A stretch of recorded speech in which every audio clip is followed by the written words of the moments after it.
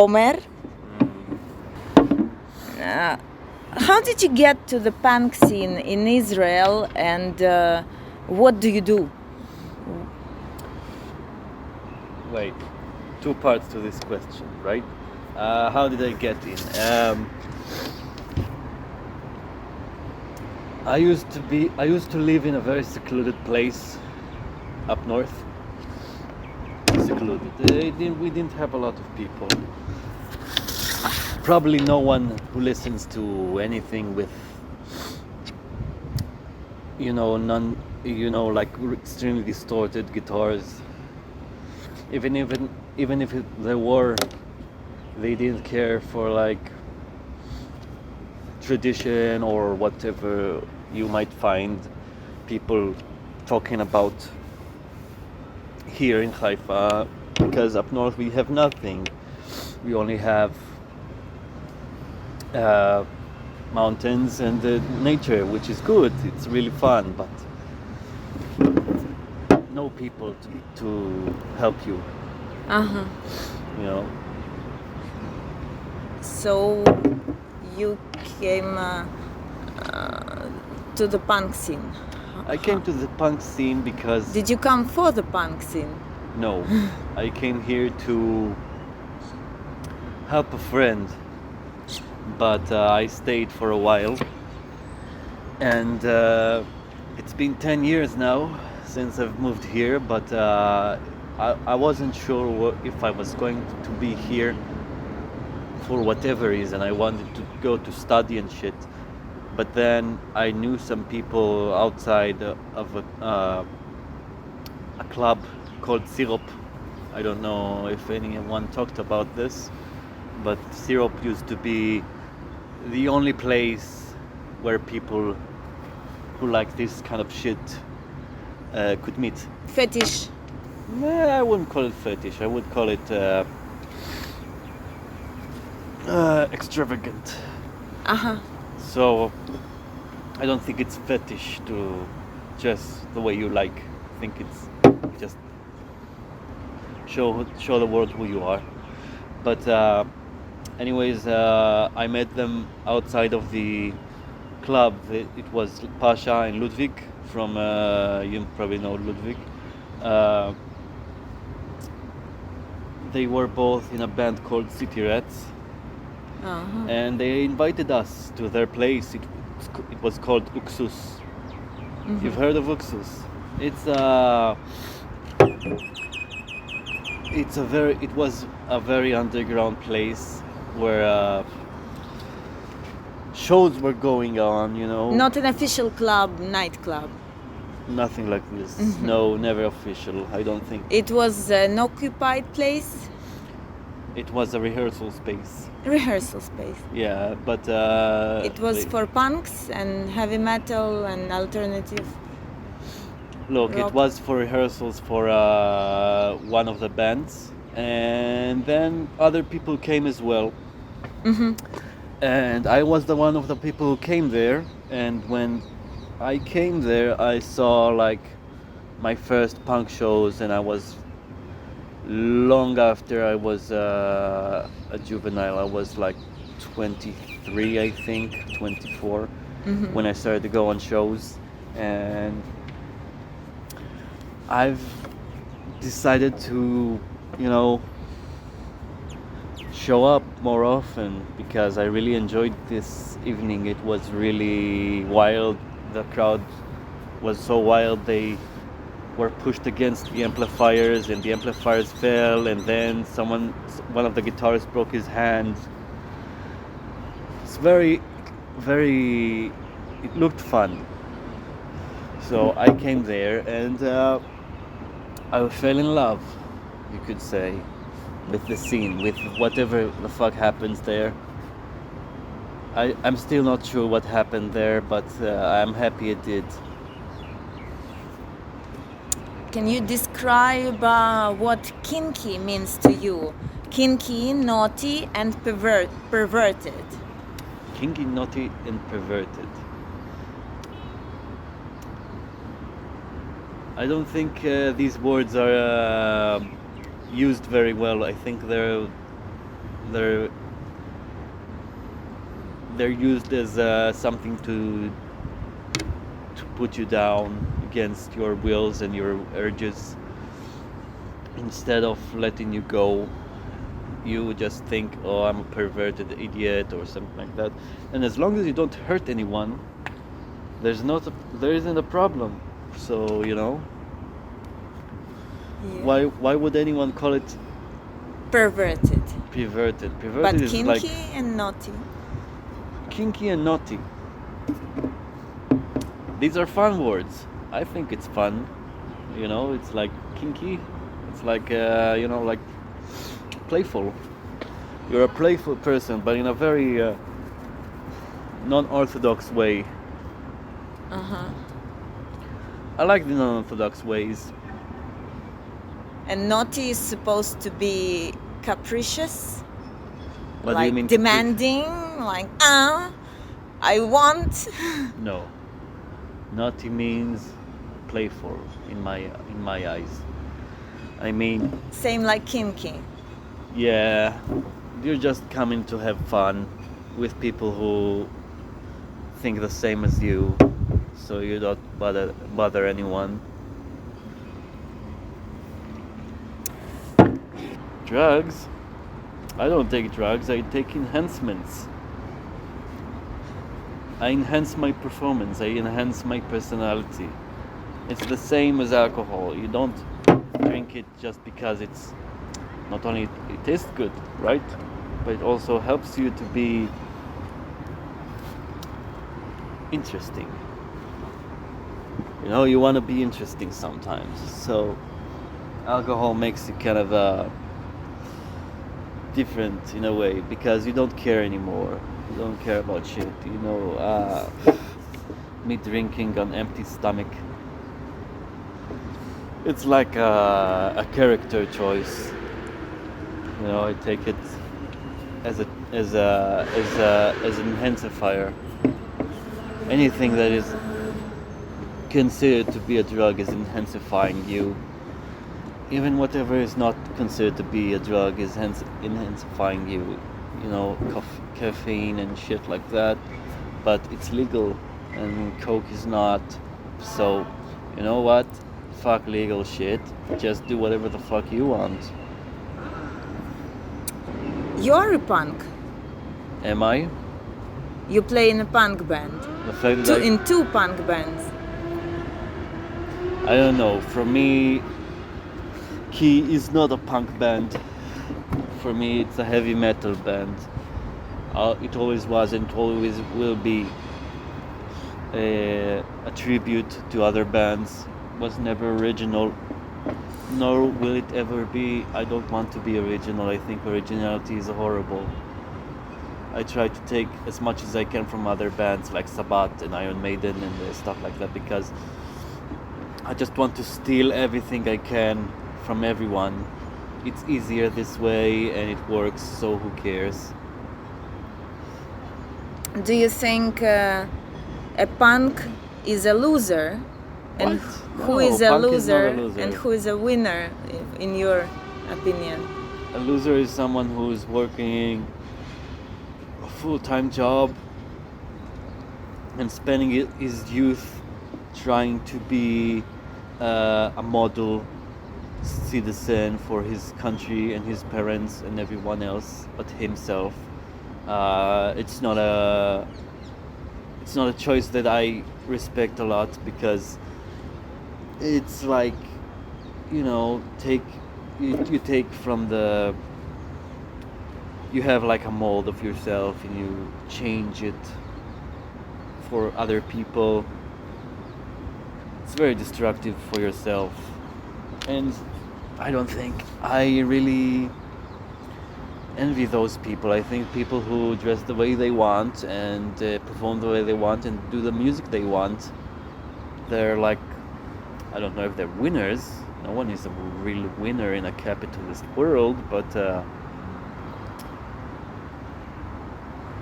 they have more fun, and fun is what it's all about, because if you live and you suffer, why do you live it? What makes a real tough punk rocker? Real tough punk rocker. I have a problem with this definition, because being tough in Israeli society means you went to the army, it means you served your country, it means you killed a lot of people, or at least some people. And I don't want to kill anyone. I don't want to go to the army. So a tough punk is not a punk, in my opinion, not here. I don't know about tough punks out of here, but here, if you're trying to be tough or manly or anything like that, that is considered to be tough and manly in our society, you're like destroying everything you worked for. I mean, there are a lot of people who have bands here who used to serve in the army under like a sergeant, drill sergeant,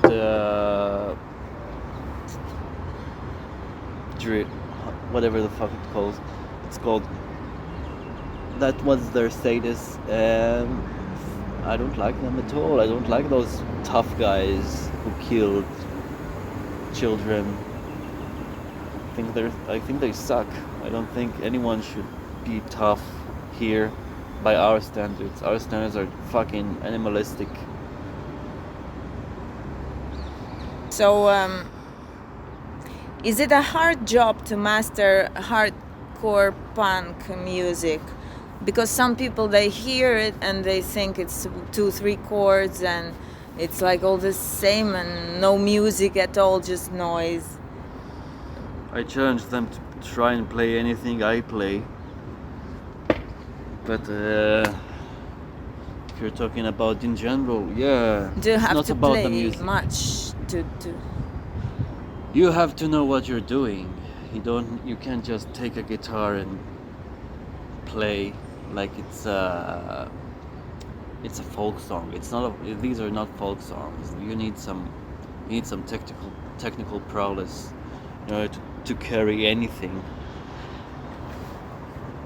But it's not the main issue. The issue here is not the music. The music here, on key maybe it is, but on Bet Lamed it's not about the music. It's about the whole thing. It's a performance. I'm just aiding someone in key, not in key, in Bet Lamed. You're just, what did you say? Aiding someone. Aiding. You said that Bet Lamed is not really your band, your creation. It's not mine. I am just playing there. How punk you think is related to BDSM and S&M subculture in terms not only of fashion, not dressing, just.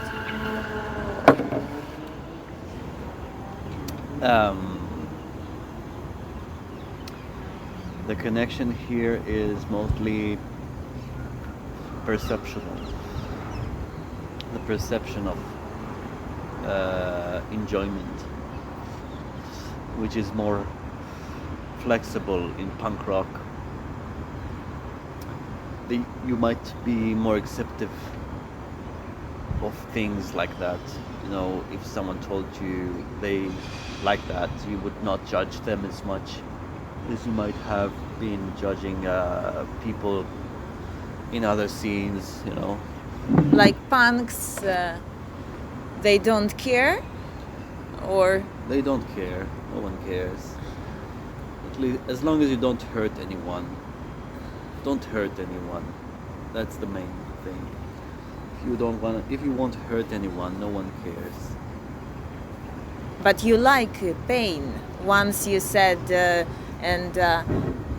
about some people, you asked on stage for people to stop the cigarettes. How you say, to ash the cigarettes? Extinguish the cigarettes on you. Yeah. Extinguish the cigarettes on you. Yeah, because it happened. You know, things happen sometimes. People think It was about pain, about show, or It was about do whatever the fuck you want. It was about freedom. If you want to burn me, you can burn me. If you want to hug me, you can hug me. I don't know why you would hug me because I'm sweaty and disgusting, but you can hug me. so looking at you, people become more free. I took myself to a different level in order to feel free. I think I took myself to a whole different level.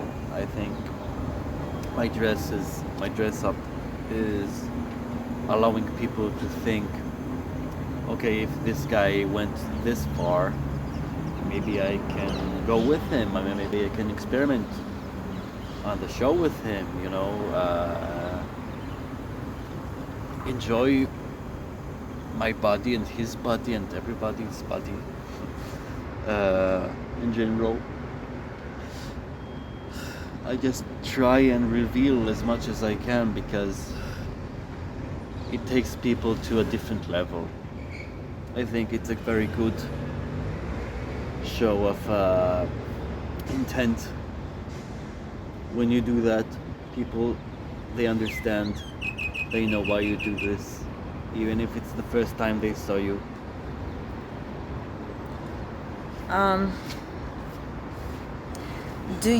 Can you think of another word that defines someone that we call a freak? Can you think of another term?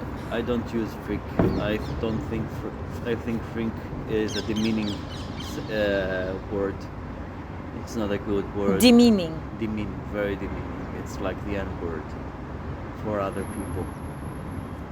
You just try to demean people instead of letting them know that they're accepted for who they are.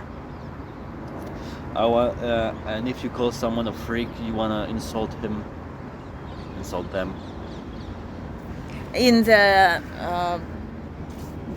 You think, BME community, the body BME? modification extreme community, I asked the same question about terms defining the linguistical replacement for the word freak, and everyone was content. They said we are freaks. okay. The majority. The fact that they accepted it doesn't mean they weren't called freaks as an insult when they were younger. I mean, someone who's called a freak is out of the structure, and the moment you take yourself out of the structure and you become a freak, it means you're an interruption. And no one's in interruption really, it's just diversity. You're being diverse. And being diverse is fucking wonderful.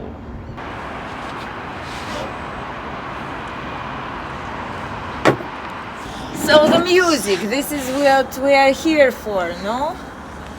Yeah. The music and the show. The music and the show, yeah. When I first saw you were playing with Key, it was after Motor Gang's first ever appearance in Israel in Yetomim. And it was Key's first show. Yeah. And What did you think? I thought I couldn't take my eyes off you and Jenny, and I really loved. Now I think I inherited something from you, something I cannot describe. You're an influencer too, because you referred to Sabbath as your influence, but for me I got impressed, and Jenny, she played with us for a month, and it starts to rain. Yeah, it's sure. It's not an AC. It's the first drops. It's the first rain in a fucking year. What the fuck, man? Why are you not shy to speak about copying someone? Do you know what I mean? Yes, all music today is a fucking... It's a cop-out. Everybody copies. Everybody is like under the influence of someone else. Originality is not the main issue right now because everything was done already. I mean, all the harmonies that I'm doing they already have been made. All the guitar works has been made. All the songwriting has been made. It's not interesting anymore. Whatever is interesting is whether the song is good or not. And if the song is good, then it's fun. And if it's not, then fuck this song. I dropped songs for like not being good. You showed me a band you were a member of. It has lots of views on YouTube. That the band where you were before. Yeah, Alien Fucker. Alien Fucker. Yeah. Yeah, that was the What first... did you do there? I was the singer. That was the first band I had a chance. Songwriter? I was a songwriter as well in one of the albums, one of the last albums. I think this band is Alien Fuckers. The first time I've ever tried to perform and not just... I think I had the performer gene in me ever since I was born, but... Have you thought about it when you were a child? Did you know? I never wanted to perform. I don't feel like performing even now. I don't feel like I'm performing. I feel like I'm just being myself. And it's not a performance. Never was. Never will be. I'm never gonna lie to anyone. I'm not gonna say this is me when it's not me. Maybe it's me on the stage that is different than me on when we speak on the street or whatever, but it's still me. It's 100% me. It will never be any less than 100% me.